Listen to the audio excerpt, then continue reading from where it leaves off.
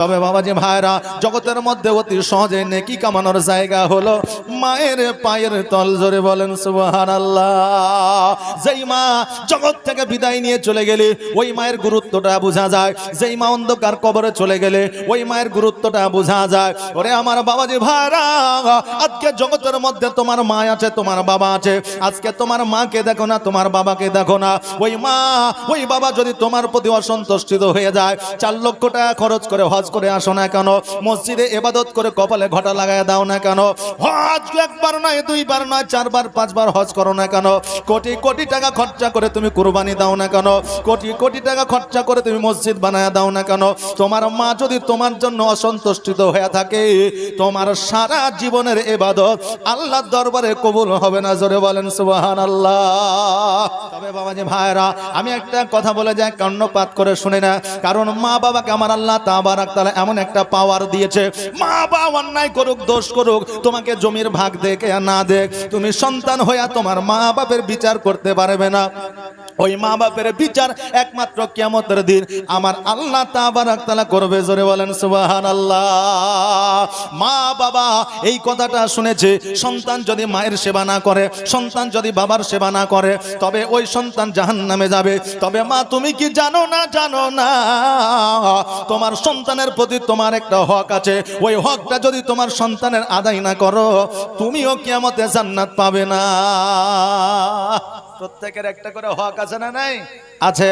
ও বাবাজি ভাইরা, তবে আমি আপনাকে একটা কথা বলে যাই শোনে, জগতের মধ্যে একমাত্র বিনা স্বার্থে, বিনা আপনার টাকা পয়সার জন্য যদি কেউ আপনাকে মহব্বত করতে পারে, সে হলো পিতা আর মাতা। তাছাড়া জগতের মধ্যে ভাই বোন, আত্মীয় স্বজন, শ্বশুর শাশুড়ি, বিবি পর্যন্ত আপনাকে স্বার্থ ছাড়া ভালোবাসবে না।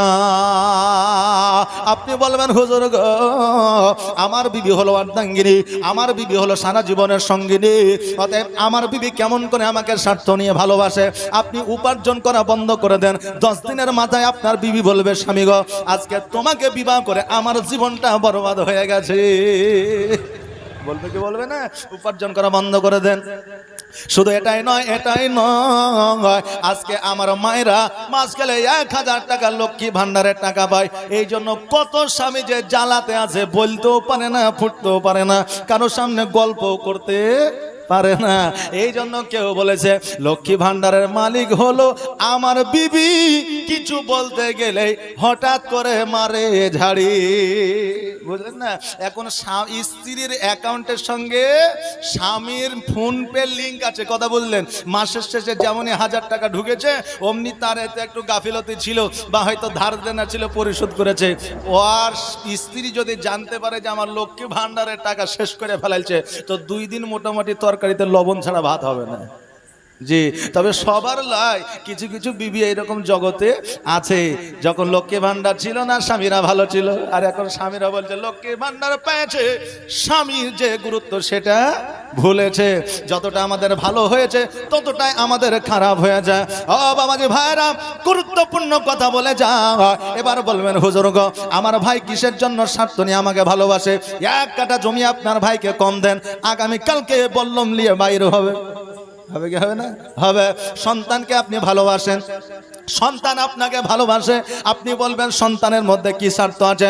সন্তানের বিয়ে দিলেন, যুবক অবস্থায় ব্যবসা করার জন্য 4 লাখ টাকা দিলেন না।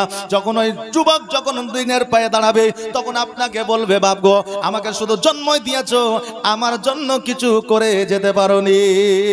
বলবে কি বলবে না? বলবে। এই জন্য জগতের মধ্যে সবাই স্বার্থ নিয়ে ভালোবাসে, একমাত্র বিনা স্বার্থে যদি কেউ ভালোবাসে, সেটা হলো পিতা আর মাতা। জোরে বলেন সুবহানাল্লাহ। ওরে আমার বাবাজি ভাইরা, আমার আব্বা, আপনার আব্বা যখন মাঠে গিয়েছে, চপ্পল ছিল না, অত গরমে রোদ্রের তাপে খালি পায়ে আপনার জঙ্গলে গিয়েছে, জমিতে চাষবাস করেছে, পা ফেটে রক্ত বাইর হয়েছে, কিন্তু ওই বাপ চিন্তা করে না আমার শরীরটা খারাপ হয়েছে, কাজকর্ম করবো না, আমার তো টাকা উপার্জন হয়ে গেছে, আর আমার টাকার দরকার নয়। কিন্তু ওই বাপ নিজের কথা ভেবে নয়, সন্তানের কথা ভেবেছে। আমার যতই কষ্ট হোক না কেন, আমার সন্তান যদি ভালো থাকে, আমাকে মাকে ভালো লাগবে, জোরে বলেন সুবহানাল্লাহ। ওই বাপ সারা জীবন কর্ম করতে করতে শেষ বয়সে ইন্তেকালের সময়ও মাঠের মধ্যে ছিল, স্টক করে সে ইন্তেকাল করেছে। কার জন্য সে স্টক করেছে, কার জন্য সে ভাবার চিন্তা করেছিল? নিজের সন্তানের জন্য। এই জন্য বাপ কোনোদিন সন্তানকে স্বার্থ নিয়ে ভালোবাসে না, বিনা স্বার্থে বাপ একমাত্র ভালোবাসে। মা যখন সন্তানকে ভালোবাসে, সন্তানের যদি আপনার জ্বর হয়ে যায়, মায়ের ঘুমটা হারাম হয়ে যায়। সন্তানের জ্বর হয়েছে, কান্না করছে, মা কি ঘুমাবে? যে ঘুমাবে না।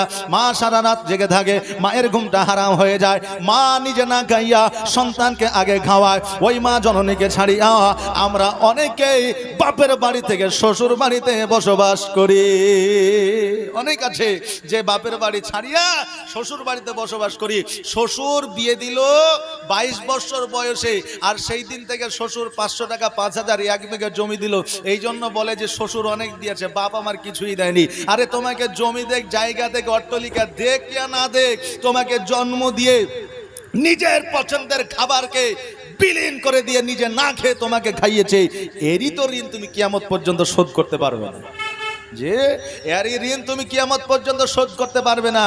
অতএব শ্বশুর বাড়ি ছাড়িয়া বাপের বাড়ি যদি জীর্ণ কুটির হয়, তো বাপের বাড়িতে জীবন যাপন করো, কিয়ামতের দিন আল্লাহর দরবারে তুমি জবাব দিতে পারবে। জোরে বলেন সুবহানাল্লাহ। আব্দুল কুদ্দুস নামে একজন যুবক, যার বাপ ছিল না, মা একাই ছিল। বাপ যদি মাথার উপরে না থাকে, মা কত কষ্ট করে সন্তানকে লালন পালন করে, এটা একমাত্র মাই বলতে পারে, দ্বিতীয় কেউ বলতে পারবে না। কারণ মা পরের জমিতে মুনিশ খাটতে যেতে পারবে না, মা কলকাতায় কাজ করতে যেতে পারবে না, মা চেন্নাই রাজমিস্ত্রি খাটতে পারবে না। ওই মা কত কষ্ট করে একটা সন্তানকে লালন পালন করে, এই একমাত্র মাই জানে, দ্বিতীয় কেউ জানে না। ওই মা যখন আব্দুল কুদ্দুসকে লালন পালন করে বড় করলো, ওই কুদ্দুসের আপনার বিবাহ হয়ে গেল। বিবাহ হয়ে যাওয়ার পরে বৌমা যখন বাড়িতে আসলো, 1 মাস 2 মাস 3 মাস 4 মাস 5 মাস অতিবাহিত হতে লাগলো। শাশুড়ির কথা তার পছন্দ হয় না, বৌমার কথা শাশুড়ির পছন্দ হয় না। ওই বৌমা নিজের স্বামীকে আয়ত্তের মধ্যে নিয়ে আসলে, আয়ত্তের মধ্যে নিয়ে আসার পরে বলল, ওগো আমার প্রাণের স্বামী, আজকে তোমার বাড়িতে আমি এসেছি। তোমার আব্বা নাই, তোমার মা আছে, কিন্তু তোমার মায়ের ব্যবহার এত খারাপ, আমি এই বাড়িতে টিকতে পারবো না, থাকতে পারবো না। চলো চলো আমার বাপের বাড়িতে চলো। আমার 4টা ভাই আছে, আমার আব্বা আছে, আমার মা আছে, কত সুন্দর টালি বসানো বাড়ি আছে। ওই বাড়িতে আমরা সুখময় করে থাকবো। এই জীর্ণ কুটিরে আর থাকার আমাদের প্রয়োজন না। এখন আব্দুল কুদ্দুস দেখলো, তাই তো আমার মা তো আমাকে বাড়ি ঘর করে দিতে পারেনি, শ্বশুরের বড় বড় অট্টালিকা আছে, আমি সেই বাড়িতে গিয়ে আমার জীবনটা যাপন করব। পরের দিন কাঁথা কম্বল নিয়ে বিবিকে নিয়ে বার হয়ে চলে যাচ্ছে। মা জননী দরওয়াজার সম্মুখে দাঁড়ায়া 2 চোখের পানি ছেড়ে দিয়ে বলছে, বেটারে, আজকে ছোট্ট থেকে তোমাকে লালন পালন করে বড় করলাম, আজকে তুমি এই অবস্থায় আমাকে ছেড়ে দিয়ে চলে যাবা। ও আব্দুল কুদ্দুস, শোনো শোনো, আজকে তুমি ছাড়া আমার জগতে আর কেউ নাই, আজকে তুমি ছাড়া আমার আর কেউ নাই, আজকে তোমাকে নিয়ে তোমার আশাতে আমি বেঁচে আছি। আব্দুল কুদ্দুস শোনো, আজকে তুমি আমাকে ছেড়িয়া চলে যাও না। সন্তান বলল, মা গো, আজকে তুমি আমাকে জন্ম দিয়েছো, একটা বাড়ি দিতে পারো না, একটা জমি দিতে পারো না, আজকে তুমি আমাকে কিছুই দিতে পারো না। আজকে আমার শ্বশুরের অনেক কিছুই আছে, আমার শ্বশুরের কাছে গিয়ে আমি জীবন যাপন করব, অনেক কিছুই পাবো। ও বেরাদার, ওই মা কিন্তু আপনার অঝর নয়নে কান্না করতে আরম্ভ করলো। বাবাজি ভাইরা, এই আমার যুবক ভাইরা, তোমাদের বলে দিয়ে যায়, বাপ মায়ের শেষ বয়সে বাপের এসির দরকার হয় না, বাপের ফ্যানের দরকার হয় না, বাপের খাবারের দরকার হয় না, ওই বাপ মায়ের ভালো বাড়ির দরকার হয় না। শেষ বয়সে বাপের মায়ের যদি দরকার হয়, একটু সেবার দরকার হয়। জোরে বলেন সুবহানাল্লাহ। যারা ইদানিং চাকরি বাকরি পেয়েছে, বুঝলেন, তারা গ্রাম ছেড়ে দিয়ে শহরে বসবাস করছে।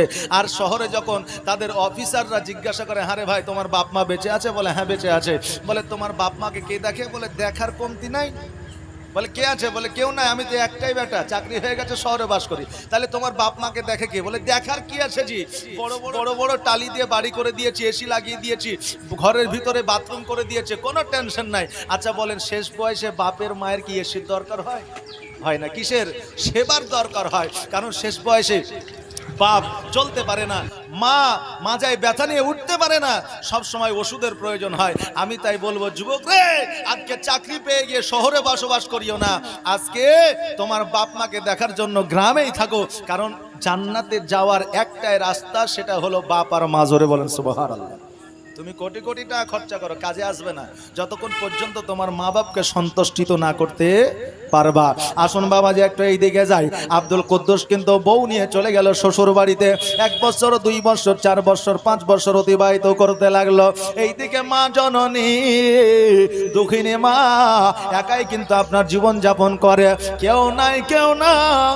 ওই মা বৃদ্ধ হয়েছে, ওই মায়ের শরীর চলে না, কিন্তু মা অনেকবার আব্দুল কুদ্দুসকে ডেকে পাঠিয়েছে, কিন্তু কুদ্দুস কোনোদিনই কিন্তু আসে নাই। কারণ শ্বশুরের টাকা পেয়েছে, শ্বশুরের জমি জায়গা পেয়েছে, শ্বশুরের অট্টালিকা পেয়েছে, এই জন্য কিন্তু আসে না। মা অসুস্থ শরীর নিয়ে জীবন যাপন করে। কিন্তু এই দিকে হঠাৎ করে আব্দুল কুদ্দুসের হাতের মধ্যে একটা ফোড়া হইল। ফোড়া বুঝেন তো? ফোড়া হঠাৎ করে একটা ফোড়া হইল। 1টা থেকে 2টা হলো, 2টা থেকে 3টা হলো, 3টা থেকে 4টা হলো। এইভাবে আপনার বাড়তে বাড়তে পুরো শরীরে আপনার ফোড়া হয়ে গেল। আর ওই ফোড়ার মধ্যে আপনার পুজ চলে আসতে লাগলো। আর শরীরের মধ্যে যদি পুজ চলে আসে, ওই পুজ থেকে দুর্গন্ধ বের হয় কি হয় না? জি, পুজ থেকে আপনার দুর্গন্ধ বের হয়। এবার ওই দুর্গন্ধ যখন বের হইতে লাগলো, সারা বাড়ির মানুষেরা পেরেশানি হয়ে গেল।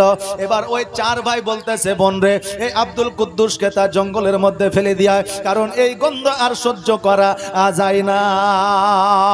বিবি বলে, ভাই রে, আজকে তার মায়ের কাছ থেকে আমাদের বাড়িতে নিয়ে এসেছি, আজকে যদি জঙ্গলের মধ্যে ফেলে দিয়ে আসি তার মাকে জবাব দিতে হবে। অতএব কি করা যায়? বলে কি করা যায়? বলে একটা কাজ করো, তিরপালের মধ্যে জড়ে নিয়ে তাকে তার মায়ের গলিতে ফেলে দিয়ে আসো। কারণ হইল জঙ্গলের মধ্যে রেখে দিয়ে আসলে পুলিশ আসবে, প্রশাসন আসবে, আমাদের জবাব দিতে হতে পারে। কিন্তু তার মায়ের দরওয়াজার সম্মুখে ফেলে আসলে আমরা তার সন্তানকে ফিরিয়ে দিয়েছি এটা বলতে পারবো। আমাদের জন্য জেল হবে না, কেস হবে না, ফাঁসি হবে না। তিরপালের মধ্যে জড়ে দিয়া ওই মায়ের দরওয়াজার সম্মুখে ফেলে দিয়ে এসেছে। আর যেমনই ফেলে দিয়ে আসা, ওই দুঃখিনী মা ঘরের মধ্যে থেকে জানতে পেরেছে আমার সন্তান আব্দুল কুদ্দুস আমার দরওয়াজায় এসেছে। জোরে বলে সুবহানাল্লাহ। মা এমনই জিনিস, সন্তান যদি কষ্টের মধ্যে থাকে মা জানতে পারে, সন্তানকে যদি খিদা লাগে মা জানতে পারে। ও বাবাজি ভাইরা, মা এমন একটা জিনিস, মায়ের মধ্যে এমন একটা মেশিন আমার আল্লাহ ফিট করে দিয়েছে।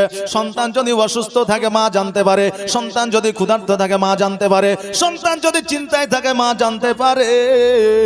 আজকে ওই মা সন্তানের জন্য যদি দোয়া করে দেয় তার সমস্ত পেরেশান দূর হয়ে যাবে। জোরে বলেন সুবহানাল্লাহ। ওই দুঃখিনী মা চলতে পারে না, গুটি গুটি পায়ে যখন দরওয়াজার সম্মুখে আসলেন, আসার পরে দেখছেন তার সন্তানকে তিরপালের মধ্যে জড়ে দিয়া আপনার ওই জায়গায় ফেলে দিয়ে রেখে গেছে। তিরপালটা যখন খোলা হলো দেখলো তার শরীরটা পুরো আপনার পচে গিয়েছে, শরীর থেকে দুর্গন্ধ বের হচ্ছে। এখন আপনি আমি যদি হইতাম তাকে আমরা ছুঁয়ে দেখতাম না, নাকি বলেন? আপনি আমি হলে দেখতাম না। হায় রে ভাই, আপনি বলবেন মাওলানা এটা আবার কি বলছেন? গ্রামের মানুষ হলে তো আমাদের দেখতেই হবে। আপনি একটু অতীতে যান, আজকে থেকে 3 বছর আগে, যেই সালটা হলো 2020 সাল, যেই সময় আমাদের এসেছিল করোনা ভাইরাস, নাকি বলেন? ওই corona virus Chennai, Bombay, Iraq, Iran থেকে যখন আসতেছিল, আমরা প্রাথমিকভাবে স্কুলে রাখছিলাম। বিবি আপনার খাবার দিতে গেছে, তো আপনার থালির মধ্যে বড় একটা বাঁশ বেঁধেছে, জানালা দিয়ে খাবার দিয়েছে। বিবি স্বামী খাইয়ালাও বলছে, আরে দূর থেকে কেন? বলে যদি করোনা যদি আমারও হয়ে যায়। জি, এই হচ্ছে আমাদের ব্যাপার। ও বাবাজি ভাইরা, মা জননী ফেলে দিতে পারে না। ওই মা সন্তানকে আপনার ঘরের মধ্যে তুলে নিয়ে আসলেন, আসার পরে গরম পানি দিয়ে সন্তানকে আপনার গোসল বানাইয়া দিলেন। প্রতিদিন আপনার ড্রেসিং করে সন্তানের সেবায় মা কিন্তু লেগে গেল। 1 মাস যেমনই অতিবাহিত হয়ে গেল, ওই আব্দুল কুদ্দুস মায়ের সেবায় পুনরায় আবার সুস্থ হয়ে উঠলো। জোরে বলেন সুবহানাল্লাহ। ও বাবাজি ভাই, ওই আব্দুল কুদ্দুস বলল, মা গো, জীবনে আমি বড় অন্যায় করেছি, জীবনে বড় দোষ করেছি, মা তুমি আমাকে ক্ষমা করে দাও। মা জননী বলল, বেটা রে, আজকে কেন? তুমি যেই দিন শ্বশুর বাড়িতে চলে গিয়েছিলে সেই দিন তোমাকে আমি ক্ষমা করে দিয়েছি। কারণ আমি জানি আমি যদি তোমাকে ক্ষমা না করি কাল কিয়ামতের দিন আল্লাহ তোমাকে ক্ষমা করবে না। এই জন্য আমি মা, আমি তোমাকে খাস দিলে ক্ষমা করে দিয়েছি। জোরে বলেন সুবহানাল্লাহ। মায়ের মতো কেউ হবে বাবা? হবে? হবে না। মা 10টা টাকা আঁচলের মধ্যে বেঁধে রেখেছে, সন্ধ্যাবেলায় গ্যাসের ট্যাবলেট নিয়ে এসে খাবো। এইদিকে দুপুর বেলায় বেটাতে বলছে মা 10টা টাকা হবে না। নিজের সন্তানকে না বলতে পারে না, আঁচল থেকে 10টা টাকা খুলে সন্তানের হাতে দিল। রাত্রে বেলায় গ্যাসের ট্যাবলেট খাওয়া হইল না। এরকম মা আছে না নাই? আছে না নাই? আছে। আর এই মাকে যদি আমরা কষ্ট দিই, কিয়ামতের দিন কি জান্নাত পাওয়া যাবে? আপনারা বলবেন হুজুর গো মাকে নিয়ে ওয়াজ করছেন, অনেক মৌলবি আছে মাকে দেখতে পারে না, এই কথা গেলে অ্যাবল শোনা যায়। আরে মৌলবি হলে তো সে লাট সাহেব নয়, আলেম জ্ঞান অর্জন করেছে এটা ঠিকই, কিন্তু মায়ের সেবা না করলে আলেম হয়েও জান্নাতে যাওয়া যাবে না। বাবা রে ভাইরা, ওই আব্দুল কুদ্দুস মাকে জড়ায় ধরে নিয়ে আপনার অঝর নয়নে কান্না করে। মা সন্তানকে ধরে নিয়ে অঝর নয়নে কান্না করে, কারণ সন্তান যদি মায়ের উপরে রাগ করে, মা যদি সন্তানের উপর রাগ করে, যদি আপনার দূরত্ব বজায় রাখে, পরবর্তীতে যখন মিলিত হয় তখন দেখবেন দুইজনের অন্তরে মহব্বত আছে। মাকে যতই না দেখুক মায়ের প্রতি ওই সন্তানের মায়া আছে। কারণ হইল মানুষ জীবনে 3টা জিনিস ভুলতে পারে না। 1 নম্বর মওত, 2য় নম্বর হলো জন্মস্থান, 3য় নম্বর হলো মা এবং বাবা। জোরে বলেন সুবহানাল্লাহ। আমার দয়ার নবী মায়ের নবী সাল্লাল্লাহু তাআলা আলাইহি ওয়াসাল্লাম বক্তব্য রাখতেছেন, তাকরীর করতেছেন। এমন অবস্থা আমার দয়ার নবী মায়ের নবী সাল্লাল্লাহু তাআলা আলাইহি ওয়াসাল্লাম পাগড়ি মুবারকটা খুললেন। খোলার পরে আবু বকর সিদ্দিক রাদিয়াল্লাহু তাআলা আনহুর হাতে দিলেন। দেওয়ার পরে বললেন, আবু বকর এই যে পাগড়ি মুবারকটা আমি তোমাকে দিলাম, এই পাগড়ি মুবারকখানা নিয়ে তুমি ওই মাহফিলের নিচের দিকে চলে যাও। কারণ ওই দেখো দূর থেকে একটা মহিলাকে দেখা যায়, ওই বৃদ্ধ মহিলা যখন আমার বক্তব্য শোনার জন্য আসবে, সে যেন মাটিতে না বসে, আমার পাগড়িখানা বিছায়া দিবা, আমার পাগড়ির উপরে যেন ওই মহিলা বসে। জোরে বলেন সুবহানাল্লাহ। হযরত আবু বকর সিদ্দিক রাদিয়াল্লাহু তাআলা আনহু বলে, হুজুর গো, জগতের মধ্যে এমন ভাগ্যবতী মহিলা কে আছে যে আপনার পাগড়ি মুবারকের উপরে বসবে? হুজুর গো, আমার পাগড়ি মুবারকটা দিছি, আমার পাগড়ি মুবারকের উপরে বসবে। আমার নবীজি বললেন, তোমার পাগড়ি দিয়ে কাজ হবে না। বলে, হুজুর ওমরে ফারুকের পাগড়িটা দিচ্ছি। বলে, ওমরে ফারুকের পাগড়ি দিয়ে কাজ হবে না। বলে, হুজুর হযরত আলী রাদিয়াল্লাহু তাআলা আনহুর পাগড়ি মুবারকটা দিচ্ছি। বলে, হযরত আলীর পাগড়ি মুবারক দিয়ে কাজ হবে না। বলে, হুজুর জগতের মধ্যে এমন কে ভাগ্যবান মহিলা আছে যে আপনার পাগড়ি মুবারকের উপরে বসবে? আমার নবীজি 2 চোখের পানি ছেড়ে দিয়ে কান্না করতে আরম্ভ করলে। বলে, আবু বকর রে, 6 বছর বয়সে আমার মাকে হারিয়েছি, 6 মাস বয়সে আমার আব্বাকে হারিয়েছি। জগতের মধ্যে আমি মায়ের স্নেহ যত্ন পাই না, আমার আব্বার কোলে উঠতে পারি না। আজকে আমার মা নাই, আজকে আমার আব্বা নাই। ও আবু বকর, আজকে মা নাই আব্বা নাই বলে কতজন আমাকে পাথরের আঘাত করেছে, আমার শরীরটা রক্তাক্ত করে দিয়েছে। আবু বকর, আজকে যদি আমার মা বেঁচে থাকতো, আব্বা বেঁচে থাকতো, আজকে যদি আমার দাদা বেঁচে থাকতো, আজকে মক্কা নগরের কোনো মানুষ আমাকে পাথরের আঘাত করতে পারতো না। আজকে মক্কা নগরের মানুষেরা আজকে আমাকে রক্তাক্ত করতে পারতো না। আজকে উটের ভুঁড়ি আমার মাথায় চাপাইয়া দিতে পারতো না। আবু বকর, আজকে আমার মা না, আজকে যে আমার দুধ মাতা ছিল হালিমা, আজকে যে বৃদ্ধ মহিলাটা হেঁটে আসে, ওই মহিলাটা আর অন্য কেউ না, ওই মহিলাটাই হলো আমার দুধ মাতা। জোরে বলেন সুবহানাল্লাহ। আজকে আমার ওই দুধ মাতা মাটিতে বসতে আমি তাকরীর করব, আমি নবী সহ্য করতে পারবো না। অতএব আমার পাগড়ি মুবারকটা বিছায়া দাও, ওই পাগড়ি মুবারকের উপরে আমার দুধ মাতা হালিমা বসবে। জোরে বলেন সুবহানাল্লাহ।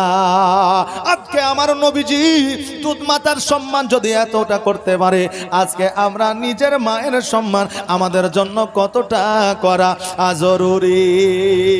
আমার নবী পাক সাল্লাল্লাহু তাআলা আলাইহি ওয়াসাল্লাম বললেন, হে আমার উম্মত উম্মতিরা, আজকে 4 লক্ষ টাকা খরচ করে তুমি সোনার মদিনায় যাবে, বাড়িতে তোমার মা খেতে পাবে না, বাড়িতে তোমার মা দুঃখিনী মা ক্ষুধার জ্বালায় থাকবে। ওই হজ তোমার দ্বারা কবুল, তোমার কবুল হবে না। বড় বড় আপনার টাকা দিয়ে পয়সা দিয়ে বড় বড় কুরবানি আপনি দিচ্ছেন, কিন্তু আপনার মায়ের বাড়িতে এক ডুমে গোস্ত পৌঁছালো না, ওই কুরবানি আল্লাহর দরবারে কবুল হবে না। অনেক পরিবার আছে দেখবেন যে কুরবানির সময় কুরবানি দিল, ভাইয়ের সঙ্গে মিল নাই, বাপের সঙ্গে মিল নাই, মায়ের সঙ্গে মিল নাই, এই জন্য 3 ভাগ করার পরে বাকি যে 2 ভাগ আছে ওই 2 ভাগ ফকির মিসকিন সবাইকে দিল, কিন্তু মায়ের কাছে বাপের কাছে পৌঁছালো না, ভাইয়ের কাছে বোনের কাছে পৌঁছালো না। ওই কুরবানি আল্লাহর দরবারে গ্রহণযোগ্য হবে না। কারণ হইল যে আগে আপনার আত্মীয় স্বজনকে দেখতে বলা হয়েছে, পরে পাড়া প্রতিবেশীকে দেখতে বলা হয়েছে, তারপরে আপনার আদার্স অন্য কাউকে দেখতে বলা হয়েছে। এখন আপনার বাড়ির পাশে যদি খেতে না পায়, আপনি যদি 10 কিলোমিটার দূরে যাইয়া যদি কাউকে খাবার দিয়ে আসেন, তো আল্লাহ তাবারাক তাআলা আপনার ওই খাবার গ্রহণযোগ্য হবে না। কারণ আপনার বাড়ির পাশের মানুষকে আগে খাবার দিতে বলা হয়েছে। কথা কি আমার বুঝতে পারলেন? বাপজি ভাইরা, আমার মায়েরা, আমার দয়ার নবী মায়ের নবী সাল্লাল্লাহু তাআলা আলাইহি ওয়াসাল্লাম বেশি মালুম আসতেন আপনার ওয়াইসকর্ণীর ঘটনা আমার আগে একজন বক্তা বলতেছিলেন। ওই ওয়াইসকর্ণীকে আমার আর দয়ার নবী মায়ের নবী সাল্লাল্লাহু তাআলা আলাইহি ওয়াসাল্লাম একটা জুব্বা উপহার দিয়েছিল। এটা জানা আছে তো? জুব্বা উপহার দিয়েছিল। ওই জুব্বাটা হযরতে ওমর ফারুক রাদিয়াল্লাহু তাআলা আনহু নিয়ে এসেছিলেন। হযরতে ওয়াইসকর্ণীকে যখন জুব্বাটা দিয়ে দিলেন, ওয়াইসকর্ণীকে বলে, ওয়াইসকর্ণী, তুমি যে আমার নবীকে এত ভালোবাসো, এত প্রেম করো, এত মহব্বত করো, প্র্যাকটিক্যালে কেন নবীকে একদিনও তুমি মদিনায় দেখতে যাও না? ওই ওয়াইসকর্ণী বলেছিল,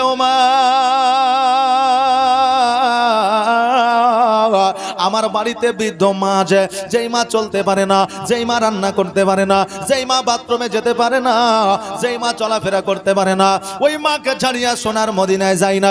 কারণ মাকে ছাড়িয়া সোনার মদিনায় গেলে আমার মা অসন্তুষ্টিত হইত। আমার মা যদি অসন্তুষ্টিত হয়ে যায়, আমার দয়ার নবী অসন্তুষ্টিত হইত। আমার দয়ার নবী অসন্তুষ্টিত হইলে আমার আল্লাহ অসন্তুষ্টিত হইত। আর মায়ের মনে ব্যথা দিয়া মদিনা যাওয়াও যা, না যাওয়াও তা। জোরে বলেন সুবহানাল্লাহ। ও মা, আজকে আমার মাকে ছাড়িয়া সোনার মদিনায় যাই না, তাই বলে আমার নবীকে দেখি নাই এটা নয়। আমার নবীকে প্রতিদিন রাত্রি বেলায় না দেখলে আমি ওয়াইসকর্ণী নিদ্রায় যাই না। জোরে বলেন সুবহানাল্লাহ। আমার সোনার মদিনা, আমার প্রাণের মদিনা, আমার দয়ার মদিনা, আমার কলিজার মদিনা, যেই মদিনায় শুয়ে আছেন হাবিবে রব্বানা, আমার জানের মদিনা, আমার প্রাণের মদিনা, আমার দয়ার মদিনা, আমার সোনার মদিনা। কত হাজি হজ করিতে গেল গো মদিনাতে, কত হাজি হজ করিতে গেল গো মদিনাতে, তবুও মদিনা দেখে, তবুও মদিনা দেখে হাজিদের জান ভরে না। আমার সোনার মদিনা, আমার প্রাণের মদিনা, আমার দয়ার মদিনা, আমার কলিজার মদিনা, যেই মদিনায় শুয়ে আছে হাবিবে রব্বানা, আমার জানের মদিনা, আমার প্রাণের মদিনা, আমার দয়ার মদিনা, আমার সোনার মদিনা। আল্লাহুম্মা সাল্লি আলা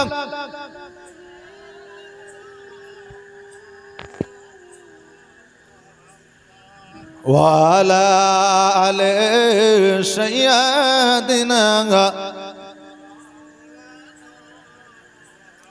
সাল্লাল্লাহু আলা মুহাম্মাদিন মোহাম্মদ হরদম জবা পাক নামে মোহাম্মদ হরদম জবা